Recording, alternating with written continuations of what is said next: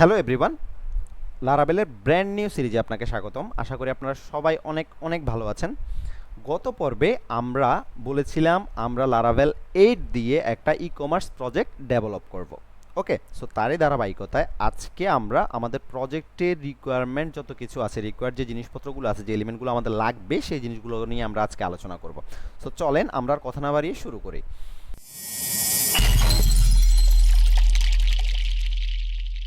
So আমাদের এই কোর্সটা কন্টিনিউ করার প্রধান কারণ কি? প্রথমত আমরা লারাভেল শিখব, দেন আমরা আমাদের নিজস্ব একটা প্রজেক্ট ডেভেলপ করব এবং আমরা সবাই ডেটাবেস সম্পর্কে জানি। আমরা দেখব যে লারাভেলের সাথে আমরা কীভাবে ডেটাবেস আমরা ইউজ করতে পারি বা ইউজ করি। ঠিক আছে, সো আপনি যখন একটা প্রজেক্ট করবেন তখন আপনি মোটামুটি এই ধারণাগুলো জেনে যাবেন এবং আই হোপ আপনারা এই প্রজেক্টটা করার পর লারাভেলের মোটামুটি কিছু নলেজ আপনাদের হয়ে যাবে, যেটা দিয়ে আপনি মোটামুটি একটা প্রজেক্ট ক্রিয়েট করতে পারবেন। আর আমরা এখানে একটা লাইভ প্রজেক্ট করতেছি যেহেতু, সো আশা করি আপনাদের অনেক কিছু ক্লিয়ার হয়ে যাবে। ঠিক আছে, সো এখন আমরা লারাভেল যদি স্টার্ট করতে চাই তাহলে আমাদের কি লাগবে? মূলত আমাদের পিএইচপি তো অবশ্যই লাগবে এবং আমরা মোটামুটি যারা লারাভেল শিখতে আসছি আশা করি আপনারা সবাই মোটামুটি পিএইচপি জানেন, অ্যাটলিস্ট খুব এক্সপার্ট লেভেলের না হলেও আপনার পিএইচপির বেসিকটা অ্যাটলিস্ট জানেন। ওকে, এবং এটা কিন্তু মাস্ট, যেহেতু আমরা সবাই জানি যে লারাভেল পিএইচপির একটা ফ্রেমওয়ার্ক, সেহেতু আপনাকে অবশ্যই লারাভেল শেখার আগে পিএইচপির বেসিকটা অ্যাটলিস্ট শিখতে হবে। দেন আপনাকে অবজেক্ট ওরিয়েন্টেড প্রোগ্রামিং কিংবা ওওপি অবশ্যই জানতে হবে। এখন আপনি অবজেক্ট ওরিয়েন্টেড প্রোগ্রামিং যে কোনো ল্যাঙ্গুয়েজ দিয়েই যদি আগে শিখে থাকেন কোনো সমস্যা নেই, সেটা হতে পারে আপনার জাভা কিংবা সি প্লাস প্লাস কিংবা আপনার হতে পারে পিএইচপি, ইভেন পিএইচপিও কিন্তু একটা অবজেক্ট ওরিয়েন্টেড প্রোগ্রামিং। ঠিক আছে, সো এগুলো যে কোনো একটা প্রোগ্রামিং ল্যাঙ্গুয়েজ দিয়ে যদি আপনার ওপি কনসেপ্টটা ক্লিয়ার থাকে দেন দ্যাটস ফাইন, কোনো সমস্যা নেই। ঠিক আছে, আর যাদেরও ওপি কনসেপ্টটা এখনও ক্লিয়ার না, তারা আমার একটা সিরিজ অলরেডি ওপির উপর তৈরি করা আছে, আপনারা কাইন্ডলি সেটা একটু দেখে নেবেন। ফাইন, দেন আমরা এখানে HTML, CSS এবং বুটস্ট্র্যাপ আমাদের লাগবে। আমরা সবাই জানি বুটস্ট্র্যাপ হচ্ছে CSS এর একটা ফ্রেমওয়ার্ক। এখানে আমরা এই প্রজেক্টে বুটস্ট্র্যাপ 4 ইউজ করব। দেন আমাদের জাভাস্ক্রিপ্টের মোটামুটি বেসিক লেভেলের যেই জিনিসগুলো সেগুলো আমাদের অবশ্যই জানতে হবে। আর যদি সেগুলো না জানেন তাহলে আপনি কাইন্ডলি আগে জাভাস্ক্রিপ্টের বেসিকটা অ্যাটলিস্ট শিখে আসেন। দেন আমরা এখানে আমাদের ডেটাবেস হিসেবে মাইএসকিউএল ইউজ করব এবং লারাভেল তো অবশ্যই ইউজ করব। এখন লারাভেলের যে বিষয়গুলো আছে কিংবা লারাভেল কি কিভাবে কাজ করে এগুলো নিয়ে আমি আলাদা একটা টিউটোরিয়াল তৈরি করব শুধুমাত্র লারাভেল নিয়ে। ঠিক আছে, সো এত ভয় পাওয়ার কিছু নেই, টেনশন করিয়েন না। দেন আমাদের কি কি টুলস লাগবে? এখন লারাভেলে আমরা কাজ করার জন্য, ইভেন আমরা পিএইচপিতে যারা কাজ করছি তারাও আমরা জানি যে আমরা লোকাল সার্ভার হিসেবে আমরা যে কোনো একটা সার্ভার ইউজ করতে পারি। এখানে আমরা জাম্প কিংবা ওয়ার্ম যে কোনো একটা আপনি আপনার পছন্দ মতো ইউজ করতে পারেন, আমি জাম্প ইউজ করব। আর আমরা এখানে একটা আপনাদের পছন্দ মতো যে কোনো আপনারা একটা আইডি ইউজ করতে পারেন। এখন আইডি কি? আইডি হচ্ছে একটা ইন্টিগ্রেটেড ডেভেলপমেন্ট এনভায়রনমেন্ট। ওকে, অর্থাৎ যেটা দিয়ে যে এনভায়রনমেন্টে আপনি আপনার প্রজেক্টটা ডেভেলপ করবেন, অর্থাৎ যেখানে আপনি কোড করবেন। ঠিক আছে, সো এখানে আপনি লারাভেল প্রজেক্ট করার জন্য আপনি সাবলাইম টেক্সট ইউজ করতে পারেন কিংবা পিএইচপি স্ট্রম ইউজ করতে পারেন কিংবা ভিজুয়াল স্টুডিও কিংবা অ্যাটম, আপনার পছন্দ মতো যে কোনোটা ইউজ করতে পারেন। আমি পার্সোনালি সাজেস্ট করব সাবলাইম কিংবা পিএইচপি স্ট্রম, দুইটা যে কোনো একটা থেকে যে কোনো একটা আপনি ইউজ করবেন। আমি পিএইচপি স্ট্রম দিয়ে প্রজেক্টটা করব। দেন এটা আপনাদের পছন্দ মতো আইডি, কোনো সমস্যা নেই, যে কোনো একটা দিয়ে ডেভেলপ করলেই হবে যেটাতে আপনি কাজ করতে স্বাচ্ছন্দ্য বোধ করেন। দেন আমাদের এখানে লারাভেলে কাজ করার জন্য আমাদের অবশ্যই কম্পোজার লাগবে। সো এই জিনিসগুলো আমরা কোথায় পাবো, কিভাবে করব, কিভাবে আমাদের এনভায়রনমেন্টটা সেট আপ করবো, এগুলো আমার বিস্তারিত পরবর্তী টিউটোরিয়ালগুলোতে আসবে।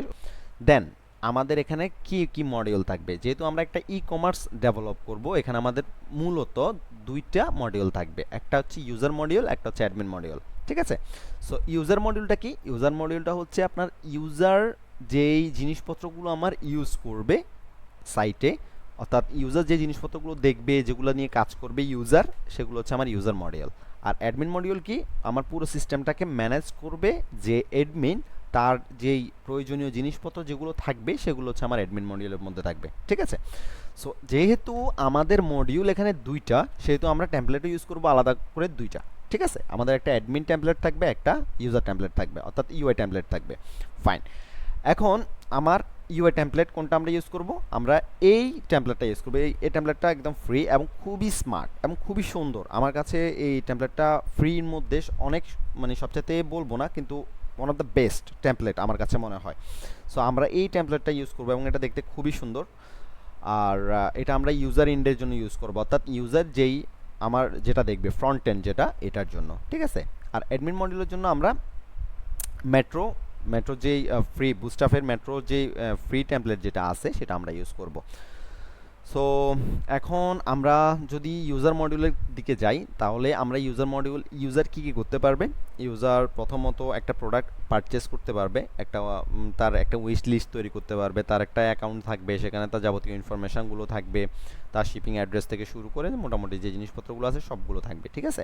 সো ইউজার এছাড়া কি দেখতে পারবে, ইউজার ধরেন আপনার ফিল্টারিং করতে পারবে, সার্চ করতে পারবে, দেন ইউজার আপনার প্রোডাক্টের ডেসক্রিপশান দেখতে পারবে, রিভিউ দিতে পারবে, কমেন্ট করতে পারবে। সো এই যাবতীয় যে জিনিসগুলো আছে এগুলো সবগুলো হচ্ছে আমার ইউজার মডিউলের মধ্যে থাকবে। Got it? ফাইন। আর অ্যাডমিন মডিউলে কি থাকবে? অ্যাডমিন মডিউলে আমাদের মোটামুটি এই জিনিসপত্রগুলো থাকবে। সো একটু বামে খেয়াল করেন, এখানে আমাদের বেশ কিছু জিনিস আছে, যেমন category. So category, user category create, delete, edit সব কিছু করতে পারবে। সাব ক্যাটাগরি ক্রিয়েট, ডিলিট সব কিছু করতে পারবে। ব্র্যান্ড, ইউনিট, সাইজ, কালার, ঠিক আছে। প্রোডাক্ট, দেন অর্ডার, দেন আমরা অর্ডারের ভিতরে একটা ইনভয়েসও করব। দেন আমরা সিটি এরিয়া নিয়ে কাজ করব, অর্থাৎ আপনি যখন ইউজারের শিপিংয়ে যখন যাবে তখন সে কোন জায়গা থেকে অর্ডার করতেছে, তার এক্স্যাক্ট লোকেশান কোথায়, কোন ডিভিশনে, কোন ডিস্ট্রিক্টে, ঠিক আছে। সো এই জিনিসপত্রগুলো আমরা সিটি এরিয়ার মধ্যে ম্যানেজ করব। দেন স্লাইডার, মেবি এই প্রজেক্টে আমাদের স্লাইডার থাকবে না, কারণ আমাদের যে টেমপ্লেট আমরা ইউজ করবো সেটাতে আমাদের স্লাইডার নাই। কিন্তু যদি আপনাদের স্লাইডার নিয়ে সমস্যা হয় সেক্ষেত্রে আমি স্লাইডারের জন্য আলাদা করে একটা টিউটোরিয়াল তৈরি করে দিব, কোনো সমস্যা হবে না ইনশাল্লাহ। দেন আমরা লগোটা আমরা ডাইনামিকলি যাতে অ্যাডমিন চেঞ্জ করতে পারে, সো এই জিনিসগুলো আমরা দেখব। দেন শিপিংয়ের যেই ডেলিভারি বলেন কিংবা শিপিংয়ের যে যাবতীয় জিনিসগুলো আছে এপিআই সহকারে সব কিছু আমরা মোটামুটি এই সিরিজে দেখার চেষ্টা করব। ওকে ফাইন, তাহলে আমাদের মোটামুটি খুব ভালো মানের একটা সিরিজ হতে যাচ্ছে, আই হোপ। সো আপনারা মোটামুটি সব কিছু একদম সিকুয়েন্সিয়ালি দেখবেন, না টেনে ভিডিওগুলো দেখবেন, কেননা আপনি যদি টেনে টেনে ভিডিওগুলো দেখেন সেক্ষেত্রে আপনার অনেক নেসেসারি ইনফরমেশান কিন্তু মিস হয়ে যেতে পারে, ঠিক আছে। ফাইন।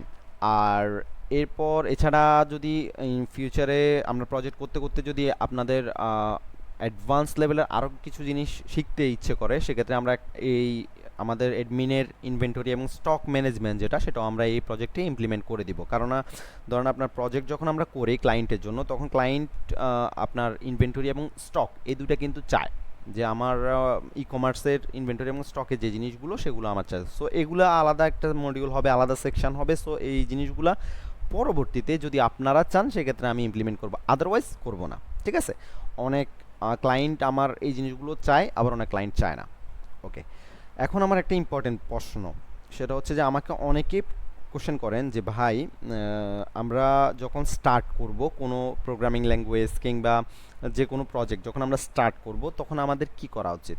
তখন কি আমাদের আসলে ভিডিও দেখে দেখে শেখা উচিত নাকি আমাদের গুগল করে শেখা উচিত?